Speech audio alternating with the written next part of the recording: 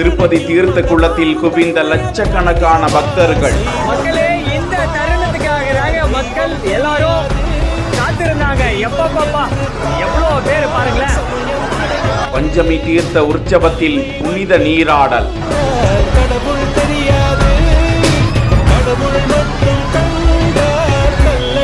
கடலூர் 360 என்கிற இன்ஸ்டா பக்கத்தில் 7ஆம் தேதி நடந்த பஞ்சமி தீர்த்த புனித நீராடல் குறித்த காட்சி வெளியிடப்பட்டிருக்கிறது. திருச்சானூர் பத்மாவதி தாயாருக்கு கடந்த வாரம் முதல் கார்த்திகை மாத வருடாந்திர பிரம்மோற்சவம் கொடியேற்றத்துடன் நடந்து வருகிறது. அதன் நிறைவு நாளான 7ஆம் தேதி காலை பஞ்சமி தீர்த்தம் நடந்தது. பத்மாவதி தாயார் கார்த்திகை மாதம் சுக்லபட்சம் பஞ்சமி திதி உத்திராட்டதி நட்சத்திரத்தில் திருச்சானூரில் உள்ள பத்ம சரோவரம் திருக்குளத்தில் அவதரித்தார். அதனை முன்னிட்டு ஒவ்வொரு ஆண்டும் கார்த்திகை மாதம் சுக்லபட்சம் பஞ்சமி திதி அன்று பிரம்மோற்சவம் நடத்தப்படுகிறது.